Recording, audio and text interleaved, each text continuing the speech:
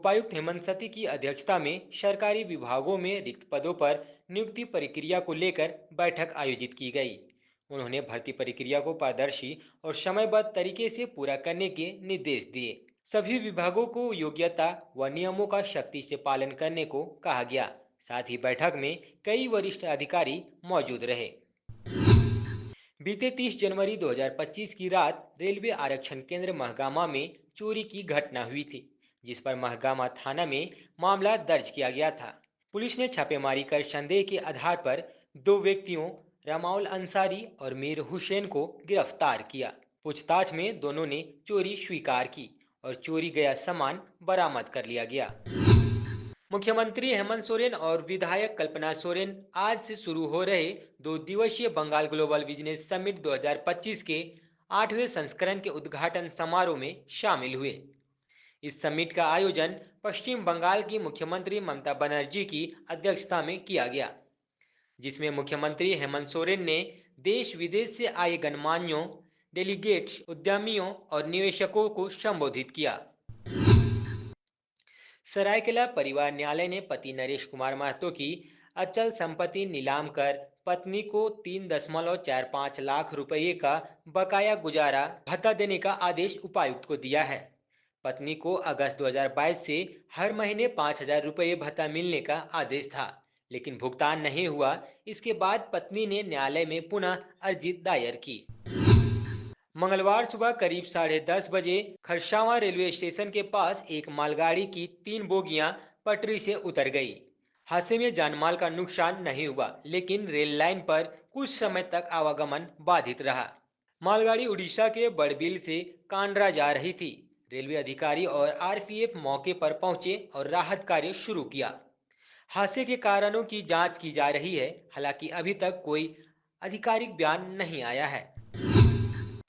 चकलधरपुर में आज राष्ट्रीय तंबाकू नियंत्रण कार्यक्रम के अंतर्गत 45 स्वास्थ्य कर्मियों, एएनएम, एमपीडब्ल्यू, बीटीटी 1 दिवसीय प्रशिक्षण सफलतापूर्वक आयोजित किया गया।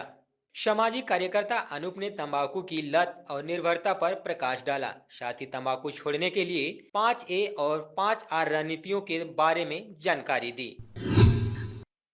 प्रयागराज महाकुंभ में अदानी समूह और इस्कॉन द्वारा संचालित दुनिया का सबसे बड़ा धार्मिक क्लाउन किचन लाखों श्रद्धालुओं को महाप्रसाद वितरण कर रहा है। 22 दिनों में 28 लाख से अधिक लोगों ने महाप्रसाद का ग्रहण किया। आईआईटी विशेषज्ञों द्वारा डिजाइन किए गए इस किचन का लक्ष्य 50 लाख श्रद्धालुओं को भोजन उपलब्ध कराना है। जमशेदपुर निवासी नरेश कुमार ने मोहम्मद मुस्तफ़ा अंसारी और परवेज अंसारी पर 2.5 करोड़ रुपए की धोखाधड़ी, फर्जी दस्तावेज बनाने और धमकी देने का आरोप लगाया। नरेश कुमार के अनुसार खनन साझेदारी के बाद भी जरूरी अनुमति न मिलने से उनका व्यवसाय प्रभावित हुआ। कानूनी नोटिस भेजकर मानसिक प्रताड़ना दी गई और काम बंद करा दिया गया। समझौते के बावजूद दोबारा खनन शुरू करने पर 50 लाख रुपए की मांग और धमकी दी गई। नरेश कुमार ने पुलिस से सख्त कार्रवाई और सुरक्षा की मांग की है। मुख्यमंत्री हेमंत सोरेन ने विश्वा बंगला कन्वेंशन सेंटर कोलकाता में आयोजित 2 दिवसीय बंगाल ग्लोबल बिजनेस समिट 2025 के उद्घाटन समारोह में भाग लिया। उन्होंने समिट में देश विदेश से आए उद्यमियों और निवेशकों से झारखंड में निवेश करने की अपील की।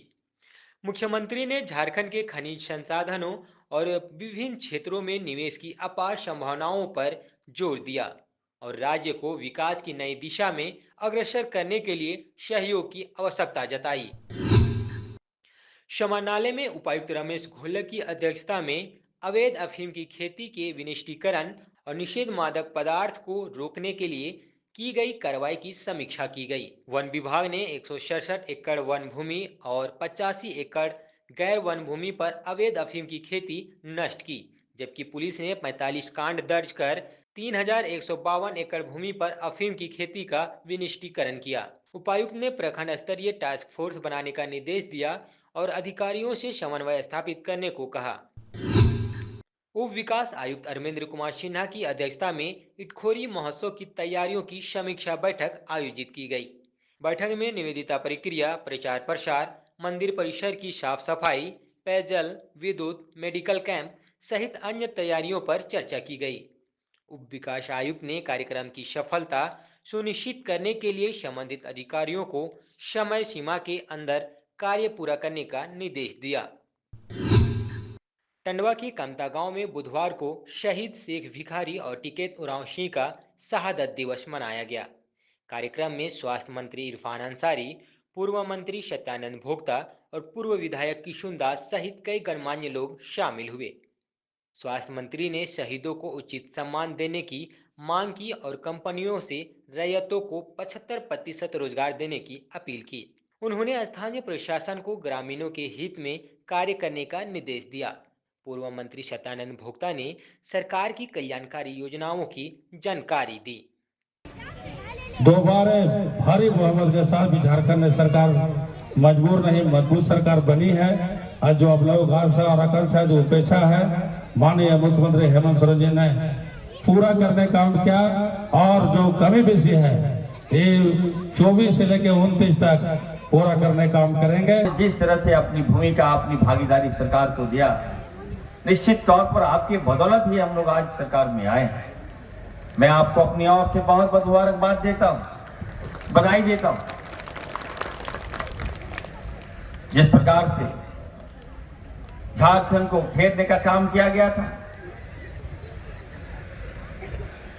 यहां की जो मैंडेट है, यहां की जो लोग हैं, झारखंड के जो लोग हैं, उनको लगता था कि ये लोग जो है शक्तिपूर्व बलपूर्वक हेलीकॉप्टर से घूम घूम के लगता है सरकार बना लेगा ये लोग। लेकिन जो सूझ और बूझ का अपने परिचय दिया वो काबिल तारीफ है, आप बधाई के पात्र हैं। गुमला के संता पब्लिक स्कूल में वार्षिक खेलकूद प्रतियोगिता का उद्घाटन करते हुए मुख्य अतिथि डॉक्टर शंकरलाल जजोदिया ने कहा कि खेल शारीरिक व बौद्धिक विकास के लिए जरूरी है और इसे करियर के रूप में अपनाया जा सकता है। प्रतियोगिता में 100 मीटर दौड़ में अंकित कुमार साहू प्रथम रहे, जबकि खो खो और फुटबॉल में पटेल दल ने जीत दर्ज की।